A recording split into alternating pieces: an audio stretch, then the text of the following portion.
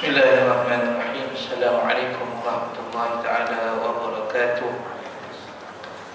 Alhamdulillah, ahmaduka rabbi wa asta'inuh wa usalli wa usallim ala khairi khalqihi Muhammadin sallallahu alaihi wasallam, sallallahu alaihi wa ala alihi wa ashabihi ajma'in.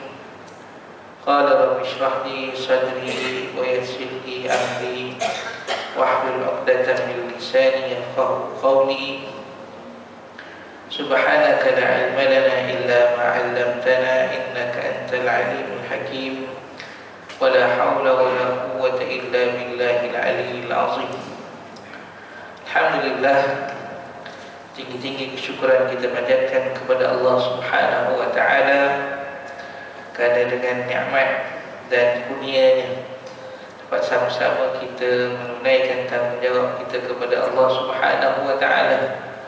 Seterusnya dapat sama-sama kita duduk, sama-sama kita bermuzakarah, untuk sama-sama kita memperingati, untuk sama-sama kita membacakan perkara berkaitan tentang Nabi kita Muhammad sallallahu alaihi wasallam, yang mana Nabi kita ini disifatkan sebagai sebaik-baik teladan, uswatun hasanah, contoh teladan yang baik liman kana yarjullaha wal yawmal akhir, untuk orang yang mengharapkan Allah Subhanahu wa taala dan untuk orang yang mengharapkan balasan baik di hari akhirat. Hadirin dirahmati Allah Subhanahu wa taala, alhamdulillah dapat sama-sama kita meneruskan kehidupan kita, yang mana kita telah sama-sama menyambut Aidil Adha, yang mana pengajaran telah banyak daripada Aidil Adha itu, yang mana kalau dari peringkat awal lagi, daripada awal Zulhijjah itu memperingatkan kita bahawasanya 10 hari daripada Zulhijjah itu ialah disebutkan sebagai hari yang mempunyai kebesaran, hari yang dianjurkan untuk kita mengingati Allah Subhanahu wa taala. Hadirin dirahmati Allah Subhanahu wa taala, secara umum kalau kita melihat kepada ibadah, setiap ibadah yang kita laksanakan, sama ada kita melaksanakan puasa, puasa itu juga tujuannya walitukmilul iddah walitukabbirullaha ala ma hadakum. Selepas daripada kita menyempurnakan hari, kalau puasa 30 hari, kemudian kita sempurnakan bilangan itu walitukabbirullah, untuk kita membesarkan Allah Subhanahu wa taala ataupun bertakbir kepada Allah Subhanahu wa taala di atas apa yang Allah Subhanahu wa taala kurniakan kepada kita. Begitu juga dalam ibadah puasa, itu puasa. Begitu juga dalam ibadah haji. Dalam ibadah haji, Allah Subhanahu wa taala menyebutkan daripada perintah haji itu supaya kita mengingati Allah Subhanahu wa taala. Fa idza qadaytum manasikakum fazkurullaha kadzikrikum. Apabila kamu selesai menunaikan manasik ataupun ibadah haji itu, fazkurullah, ingatilah Allah Subhanahu wa taala. Dan dalam tuntutan solat, fa idza qadaytumus shalah fazkurullah, apabila kamu selesai menunaikan solat, fazkurullah. Jadi semua ibadah yang kita laksanakan itu intipatinya ataupun kita kata tujuan utamanya ialah untuk kita mengingati Allah Subhanahu wa taala. Cuma kalau dalam Aidil Adha itu kita bertakbir sepanjang 4 hari, daripada 10, 11, 12 dan 13 itu kita bertakbir kepada Allah Subhanahu wa taala, yang mana takbir itu ada disyiarkan. Kalau kita lihat di situ juga ada ucapan-ucapan yang kita ungkapkan zikrullah dengan berbagai ungkapan, sama ada dengan tahlil la ilaha illallah, sama ada dengan tahmid alhamdulillah, sama ada dengan takbir Allahu akbar, Di situ ada ungkapan-ungkapan takbir, ungkapan-ungkapan yang membesarkan Allah Subhanahu wa taala yang kita lafazkan, kan? Dan kalau kita lihat lagi dengan lebih khusus, bahwasanya ingatan kepada Allah Subhanahu wa taala itu diingatkan kepada kita sebanyak-banyaknya, kan? Ya ayyuhalladzina amanu zkurullaha dzikran katsira. Wahai orang yang beriman, ingatilah Allah Subhanahu wa taala, berzikirlah kepada Allah Subhanahu wa taala zikran katsira, dengan zikir yang banyak. Ini kita berzikir kepada Allah Subhanahu wa taala.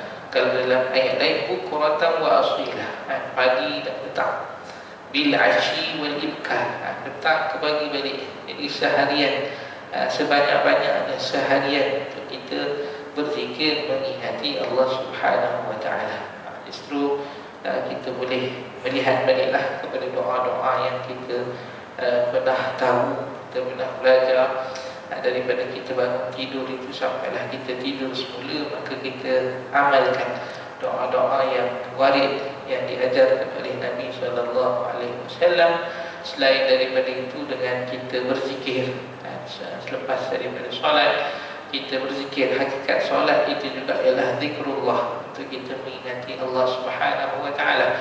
Kemudian dengan bacaan Al-Quran, kemudian dengan zikir-zikir lain yang dianjurkan, antara yang utama itu ialah istighfar, memohon keampunan kepada Allah Subhanahu wa taala. Nabi pun beristighfar kepada Allah Subhanahu wa taala lebih daripada 70 kali atau 100 kali dalam riwayat yang lain. Maka bagaimana kita, bagaimana kita seharian beristighfar kepada Allah Subhanahu wa taala. Kalau kita kata kita istighfar selepas daripada solat, itu dah adalah bilangannya. Tetapi Nabi itu sendiri beristighfar lebih daripada 70 kali.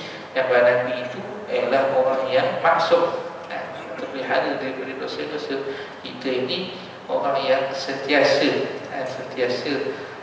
kita kata mungkin kita tidak dalam keadaan yang kita kata berterusan baik. Mungkin ada keadaan yang kita baik, ada keadaan yang mungkin kita kurang sikit, ada keadaan mungkin kita lalai sesuai dengan kita sebutkan fenomena iman itu, dia bertambah dan berkurang. Kemudian antara yang lain itu ialah dengan selawat ke atas Nabi sallallahu alaihi wasallam. Inna Allaha wa malaikatahu yusalluna 'alan nabi. Allah dan malaikat berselawat ke atas Nabi. Ya ayyuhalladzina, wahai orang yang beriman, sallu alaihi, berselawatlah ke atasnya, wasallimu taslima, dan utuskan salam. Itu antara selain daripada istighfar, yang kedua ialah selawat. Selawatlah kita ke atas Nabi SAW dengan jumlah yang tetap. Kalau diajarkan mungkin 100, maka 100 lah kita buat pagi dan juga petang. Yang penting selawat itu kita konsisten. Ada bilangan yang kita konsisten dalam seharian yang kita lalui. Yang kedua adalah selawat.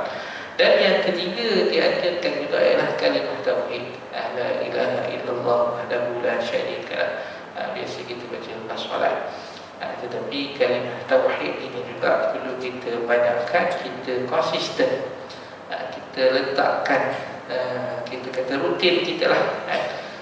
Dengan istighfar tadi mungkin 100 kali, selawat itu juga 100 kali, dan juga kalimah tauhid 100 kali. Jadi 300 kali di siang hari.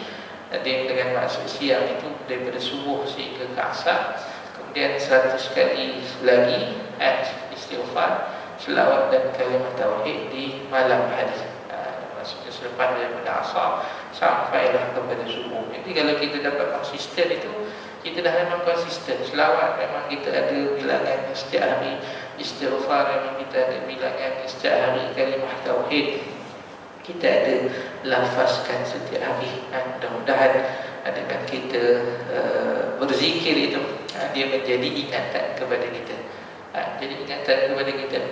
Takkanlah orang yang selalu berzikir, mulutnya sentiasa berzikir basah mengingati Allah Subhanahu wa taala, maka dia akan mudah melakukan bukan dosa-dosa. Dia mungkin dia teringat, aku ni berzikir tetapi aku buat maksiat, aku ni berzikir tetapi mungkin aku ini lalai, aku ni berzikir tetapi mungkin apa. Dia akan ada kita kata check and balance itu kan. Dia akan check balik, aku ni macam ni dan keadaan aku bagaimana. Jadi insya-Allah dengan berterusan begitu kita akan semakin baik, semakin baik dan semakin kita kata dekat dengan Allah Subhanahu wa taala.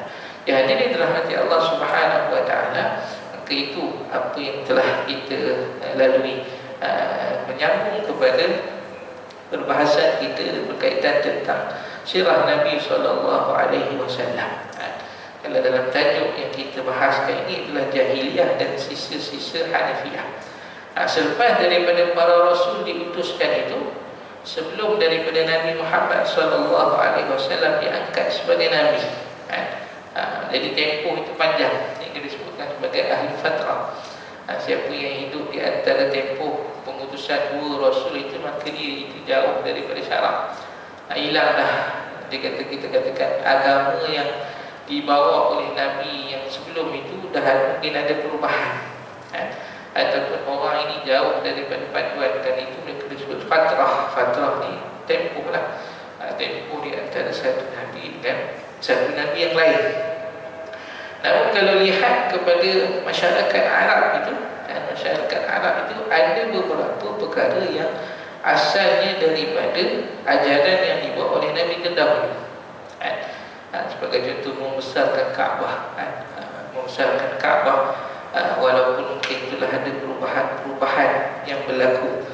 Kalau di sini dia katakan ketika itu orang Arab, orang Arab yang datang ke Kaabah itu mereka mengucapkan labbaik Allahumma labbaik, labbaik la syarika lah illa syarikun huwa laka tamliku wa malak. Ini di antara lafaz yang dikatakan masih dibacakan dengan begitu, walaupun mungkin telah berlaku banyak tambahan-tambahan, sehingga dia katakan pada Kaabah itu ada patung-patung yang diletakkan di situ, diletakkan di situ. Tetapi sisa-sisa daripada ajaran yang dibawa oleh para nabi itu masih ada.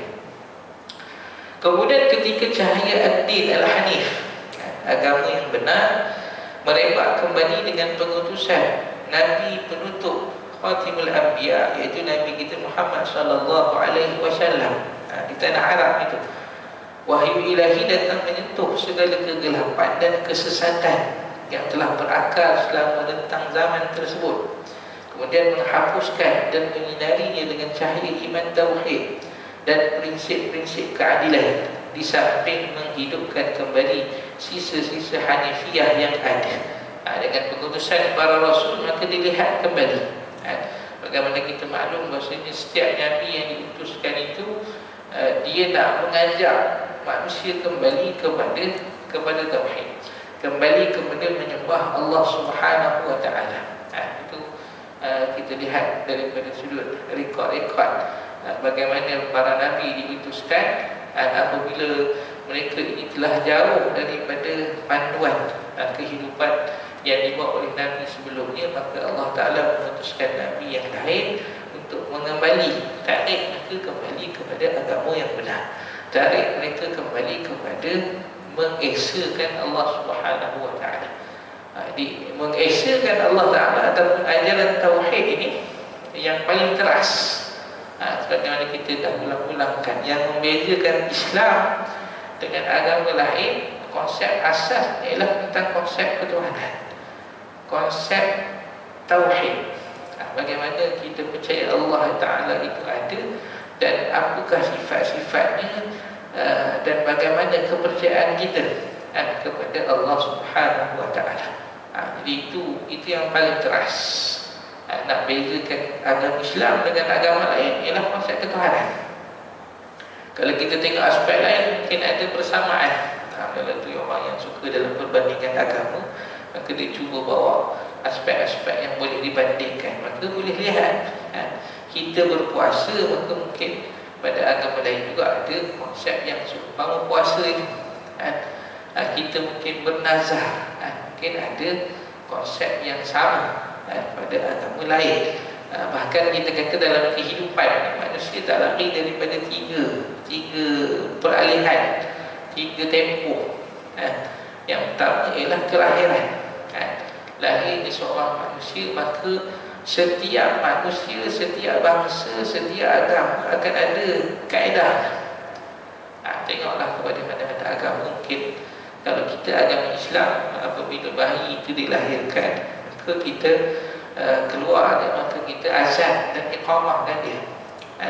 Dan apa lagi, sunat untuk kita berikan nama, sunat untuk kita akikahkan dia, sunat untuk lagi kalau kita katakan hadiahkan, cukur kepalanya, rambut di kepalanya, maka dia hadiahkan. Itu di antara panduan yang ada. Kemudian di pertengahan peringkat yang seterusnya ialah perkahwinan. Sampai di pertengahan kehidupan, maka ada panduan dalam perkahwinan. Maka bagaimana pula perkahwinan dalam Islam? Mungkin di antara yang disunatkan, antaranya ialah Rasulullah SAW banyak nikahnya di dalam bulan Syawal, maka disunatkan untuk Syawal. Bahkan dikatakan kalau boleh dihimpunkan 3 dalam pernikahan ni. Pertama bulan Syawal, yang kedua pada hari Jumaat, yang ketiga di masjid kat nikah tu. Kalau dapat 3-3 tu alhamdulillah lah. Tak dapat pun salah satu.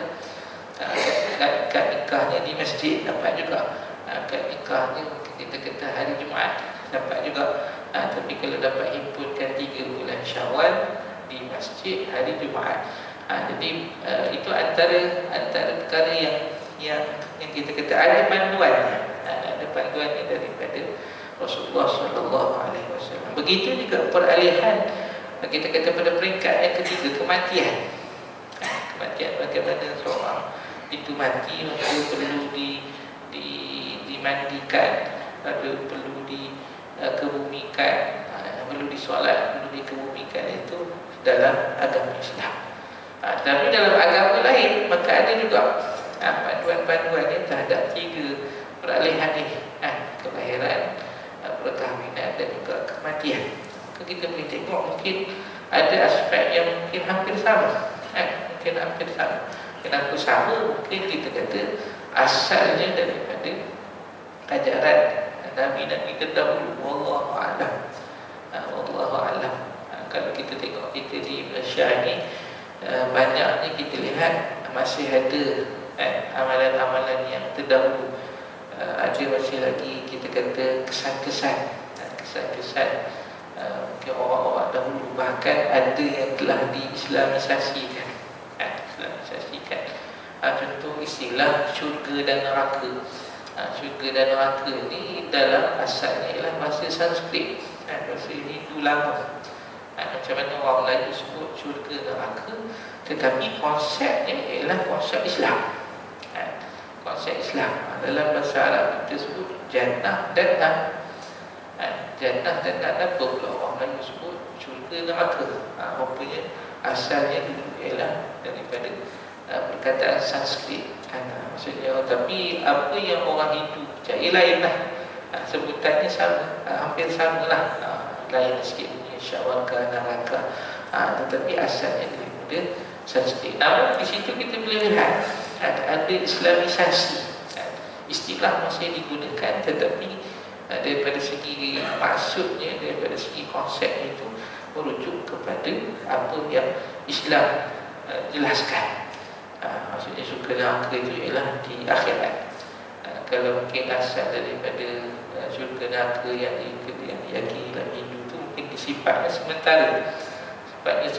Dia di dalam kehidupan. Dia sebahagian daripada balasan baik, balasan buruk. Jadi itu perkara-perkara yang kita katakan masih tersisa tetapi telah diislamisasikan. Dengan kehadiran Rasulullah SAW, Nabi kita Muhammad SAW, maka ditarik balik manusia kembali kepada agama fitrah, agama yang diridai oleh Allah Subhanahu Wa Taala. Asasnya ialah tauhid. Bagaimana kita sebutkan tauhid, membezakan di antara agama Islam dengan agama lain. Konsep ketuhanan, lebih khusus konsep ketuhanan, membezakan agama Islam dengan agama lain. Sebab itu jarang dibincangkan tentang ketuhanan. Tapi kalau dalam syariat, dalam pengamalan, dalam ritual, mungkin ada cuba dibandingkan, sebagaimana kita sebut tadi puasa dan sebagainya. Perlu ditegaskan di sini bahawa apa yang kami katakan ini merupakan satu hal yang jelas bagi orang yang membaca sejarah dan mempelajari Islam. Tetapi untuk masa sekarang kita terpaksa membuang banyak waktu untuk menjelaskan hal-hal yang bersifat aksiomatik dan hal-hal yang sudah jelas. Aksiomatik maksudnya yang diketahui tanpa perlu difikirkan dengan mendalam. Kerana adanya sebahagian orang yang mengalahkan keyakinan mereka sekadar diperturutkan hawa nafsu. Mungkin dapat difahami mengapa para rasul itu diutuskan, mengapa manusia sesat. Orang-orang seperti ini hidup tanpa mempedulikan bahawa tindakan memperturutkan hawa nafsu tersebut hanya akan membelenggu akalnya dengan rantai-rantai perbudakan pemikiran. Setiap orang pasti mengetahui betapa besar perdedahan antara orang yang meletakkan hawa nafsu di belakang akidahnya dan orang yang meletakkan akidahnya di belakang hawa nafsunya. Sebahagian orang mengatakan bahawa kendati pun apa yang kami kemukakan di atas sudah jelas, maka jahiliyah sudah mulai menyadari jalan terbaik yang harus diikutinya. Tidak lama sebelum bi'asah ataupun pengutusan Rasul, pemikiran-pemikiran Arab sudah mulai menentang kemusyrikan, penyembahan berhala dan segala khurafat jahiliyah. Puncak kesedaran dan revolusi itu tercermin dengan pengutusan Nabi kita Muhammad sallallahu alaihi wasallam dan dakwah baru. Perkara-perkara yang kalau kita lihat antara yang awal, yang antara yang ada sebelum Nabi kita Muhammad diutuskan, di mana anak-anak perempuan itu ditanam hidup-hidup.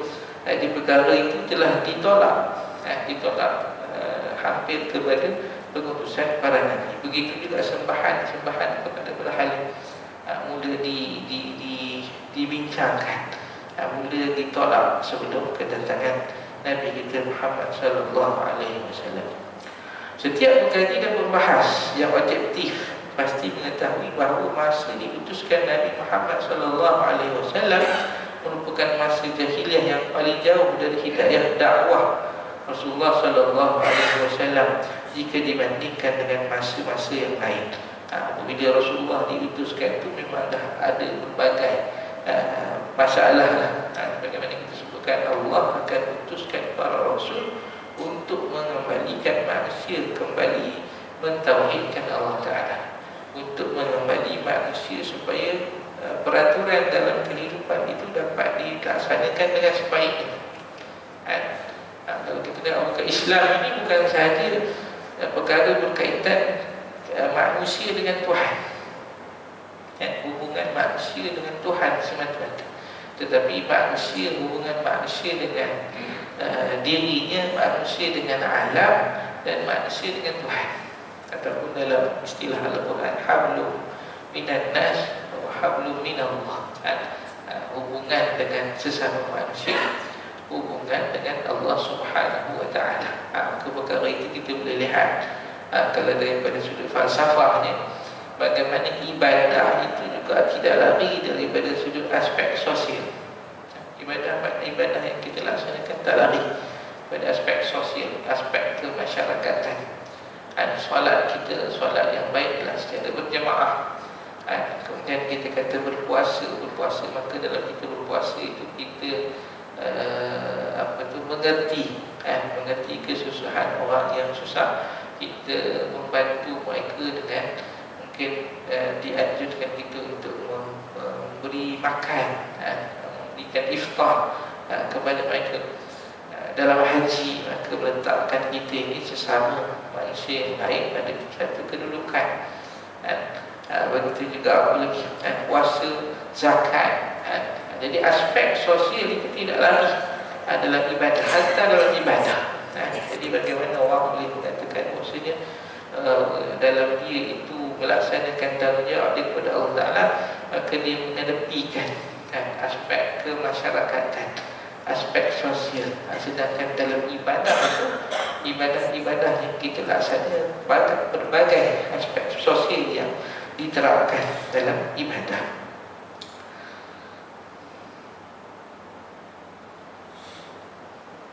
Keruntuhan rambu-rambu Hanifiyah pada bangsa Arab di masa pengutusan Nabi SAW yang tercermin pada percikan kebencian kepada berhala dan keengganan untuk menyembahnya atau keengganan menolak nilai-nilai Islam. Sisa-sisa keruntuhan ini tidak mencapai 1/10 daripada apa yang muncul dengan jelas dalam kehidupan mereka beberapa abad sebelumnya, sesuai dengan erti nubuwah, kenabian dan biasah kebangkitan. Dalam pandangan orang-orang tersebut, semestinya pengutusan Nabi SAW terjadi beberapa abad sebelumnya. Ada pula yang sementara orang yang mengatakan bahawa ketika Muhammad SAW tidak mampu menghapuskan sebahagian besar kebiasaan, tradisi, ritual dan keyakinan yang ada pada bangsa Arab, maka dia berusaha memberikan baju agama kepada semua hal tersebut dengan menampilkan dalam bentuk taklifan ataupun pentaklifan ilahiyah ketuhanan. Ini ada yang mengatakan kepada Nabi SAW syubhat yang ditimbulkan. Dia katakan Nabi itu datang, dia tidak berupaya untuk merubah kebiasaan itu sehingga dia memakaikan baju agama kepada amalan-amalan tersebut. Bahkan kalau kita tengok tak betul lah daripada segi sejarah bagaimana pengharaman Arab itu peringkatnya itu ada peringkat yang mana awalnya mungkin dia katakan ada manfaat, ada kerosakan, fihi manafi'ul linnas wa ismuhu akbar, tapi dosanya lebih besar. Kemudian apa lagi, jangan kamu solat wa antum sukara, dan kamu mabuk, sampailah kepada diharamkan arak itu secara total. Begitu juga hampir kita katakan kehambaan, konsep ataupun kita kata hamba ini. Dahulunya ada penghambaan kerana orang yang ditawan dan sebagainya. Akhirnya Islam itu mengubah, menghilangkan kehambaan tersebut. Begitu juga apa lagi yang kita sebutkan tentang konsep tentang kemuliaan bangsa.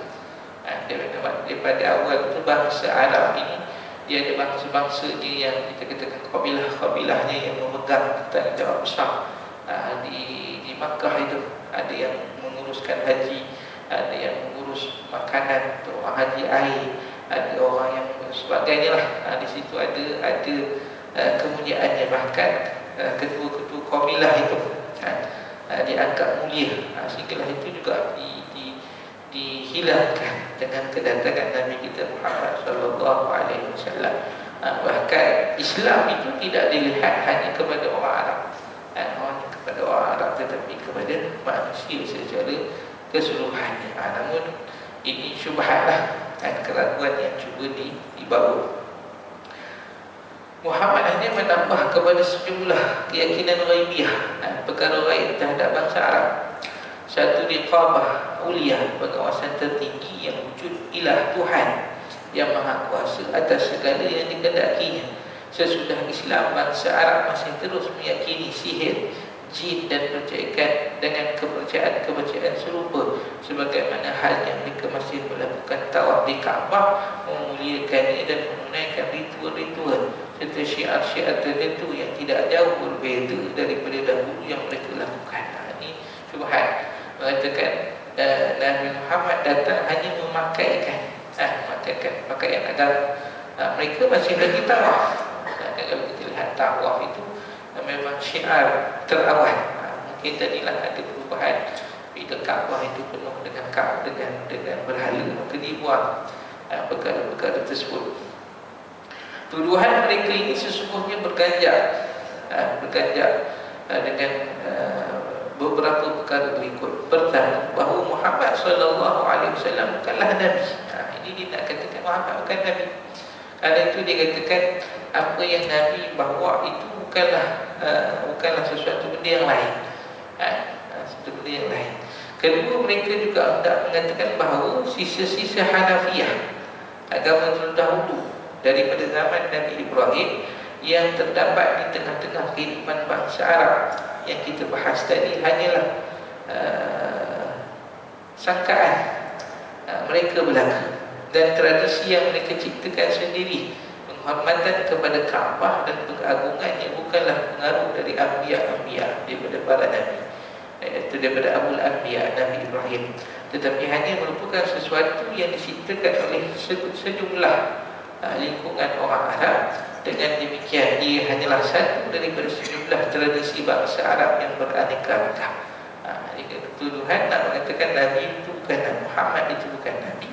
Yang kedua, nak mengatakan bahawa Nabi itu Nabi Muhammad bukanlah, kita katakan, penerus kepada Nabi-Nabi yang terdahulu, dengan memperlihatkan maksudnya apa yang orang Arab buat bukanlah kesan daripada syariat terdahulu, tetapi budaya orang Arab ataupun tradisi mereka yang beraneka ragam. Untuk mempertahankan kedua hipotesis tersebut ataupun sangkaan tersebut, mereka terpaksa menolak semua bukti dan fakta sejarah yang akan membatalkan sangkaan mereka yang menyatakan kepalsuannya. Tetapi sebagaimana diketahui, pencarian suatu hakikat itu tidak mungkin dapat dicapai oleh seseorang selama dia tidak mahu menempuh jalan yang menuju kepadanya, kecuali batas sangkaan yang mereka sebutkan itu. Sebelum perbahasan apa pun tidak perlu dijelaskan bahawa perbahasan hanya seperti salah satu bentuk permainan yang lucu. Kita tidak bisa menolak sama sekali pemikiran tentang adanya bukti-bukti kenabian Nabi Muhammad SAW yang beraneka ragam, seperti fenomena wahyu, mukjizat Al-Quran, dan fenomena kesucian dakwahnya dan dakwah para Nabi terdahulu bersama sejumlah sifat dan akhlaknya. Hanya kita harus menerima sangkaan bahawa Muhammad bukan Nabi. Ini mereka nak mendakwa gitu, Muhammad bukan Nabi. Kalau dah diterima Muhammad bukan Nabi, habislah. Apa yang Nabi perlihatkan itu akan ditolak. Bahkan kita kata apa yang Nabi bawa itu juga akan ditolak. Jadi itu tujuannya. Bahkan kalau kita tengok dalam penulisan awal yang direkodkan, banyak yang mainkan peranan ini ialah Orientalis. Orientalis dia mengkaji tentang Islam, kemudian dia menulis. Sedangkan apa yang ditulis itu fakta-fakta ini telah diubah. Fakta-fakta ini telah dimanipulasikan, sehingga dengan lebih malang lagi orang Islam merujuk kepada penulisan tersebut.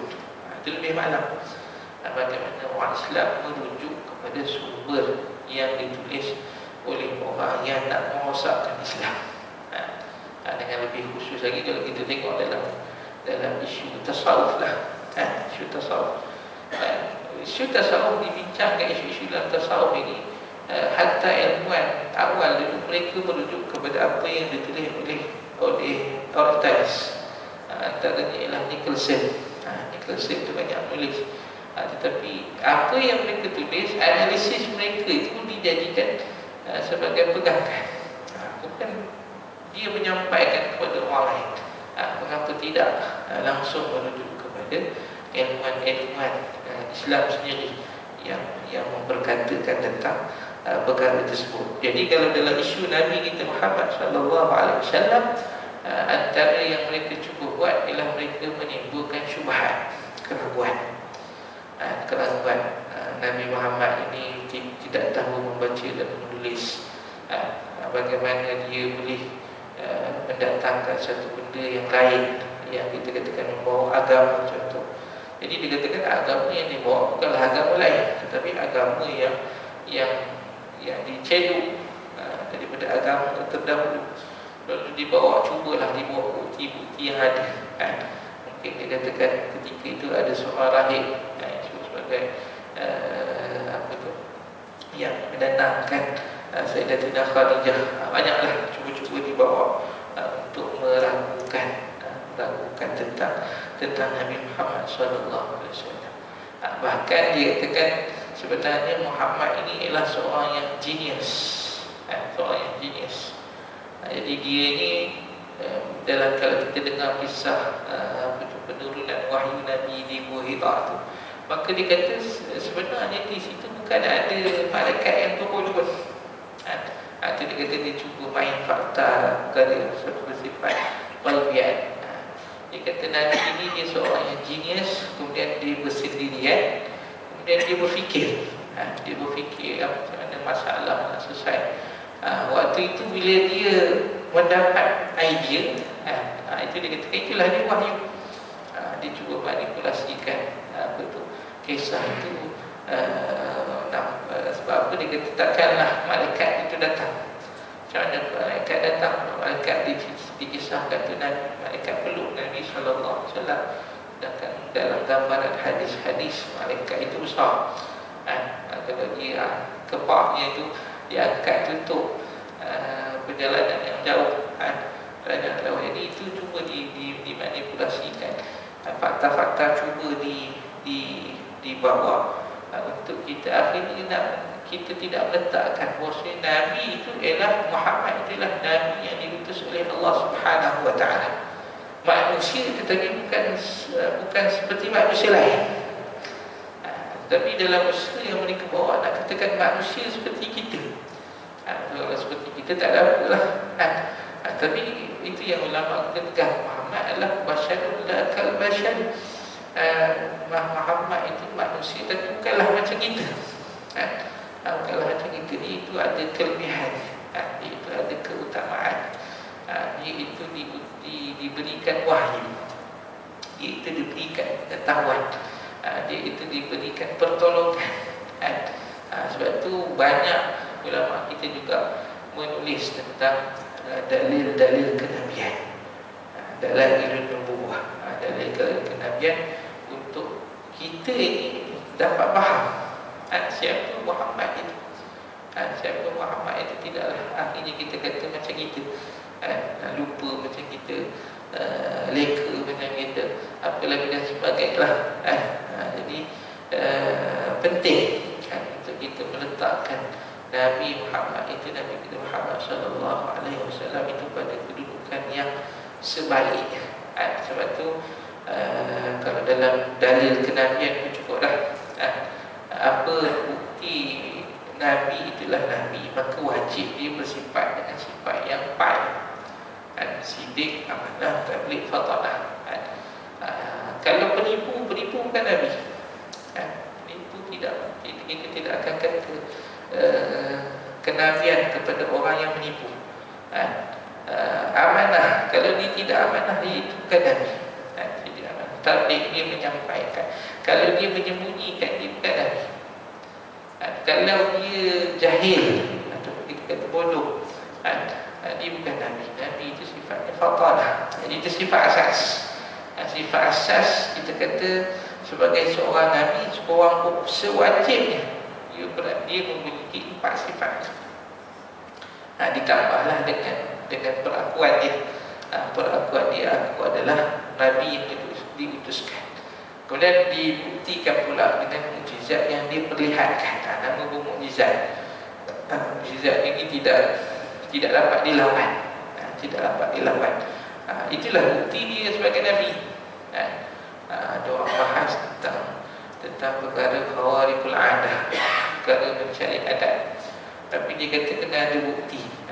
Kena ada bukti, itulah khawariqul adah. Apa lagi bukti? Khawariqul adah ni adat kebiasaan begini, dia menyalahi kebiasaan itu luar biasa lah.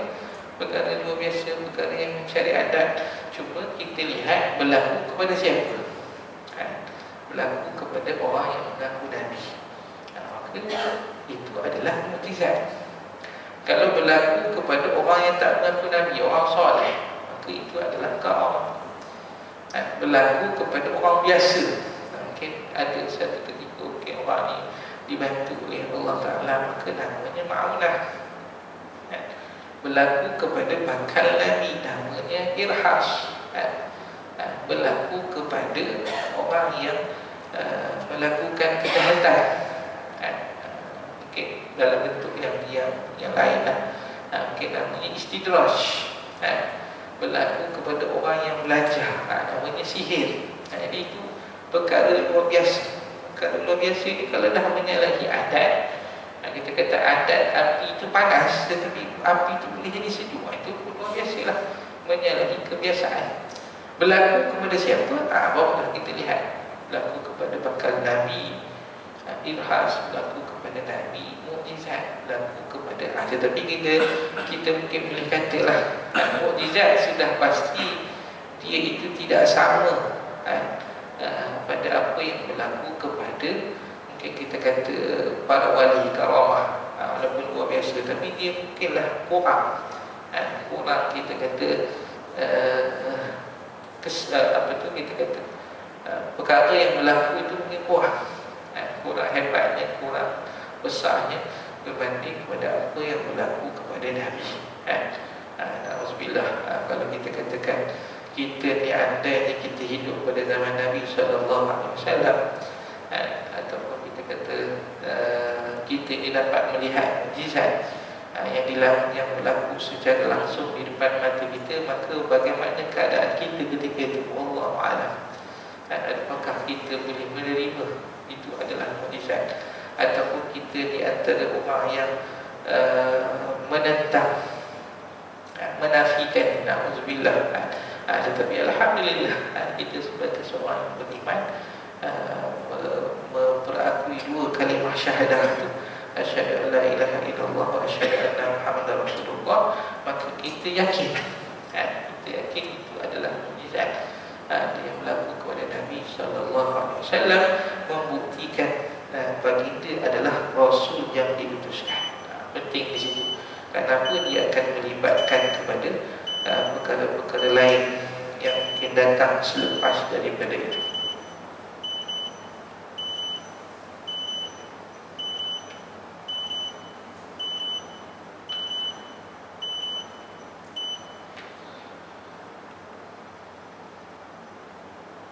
Dan seterusnya kita juga tidak bisa menolak pemikiran sejarah yang menyatakan bahawa Nabi Ibrahim telah membangunkan Kaabah yang mulia atas perintah dan wahyu daripada Allah Subhanahu Wa Taala, dan ini memperlihatkan maksudnya adanya Kaabah itu sampailah kita kata diutuskan Nabi Muhammad Sallallahu Alaihi Wasallam, maka di situ ada kesinambungannya. Itulah tajuk kita, iaitu sisa-sisa Hanafiyah yang ada pada masyarakat jahiliyah sebelum diutuskan Nabi kita Muhammad sallallahu alaihi wasallam. Insya-Allah kita akan sambung kepada pembahasan yang lagi selepas daripada ini. Jadi apa yang baik itu daripada Allah Subhanahu wa taala, dan apa yang kurang itu daripada kelemahan saya, maaf. A'udzubillahi minasyaitonir rajim. Bismillahirrahmanirrahim. Alhamdulillahirabbil alamin. Wassalatu wassalamu ala asyrofil anbiya'i wal mursalin wa ala alihi washabbihi ajma'in. اللهم اغفر لنا ما اخطانا وتعمدنا واسررنا واعلنا وانت اعلم به منا، انت المقدم وانت المؤخر، لا اله الا انت ولا حول ولا قوه الا بالله العلي العظيم. اللهم اجعلنا من الذين يستمعون القول فيتبعون احسنه. اللهم انفعنا بما علمتنا وعلمنا ما ينفعنا وزدنا علما، ولا حول ولا قوه الا بالله العلي العظيم. وصلى الله على سيدنا محمد وعلى اله وصحبه وسلم، والحمد لله رب العالمين. Assalamualaikum warahmatullahi wabarakatuh.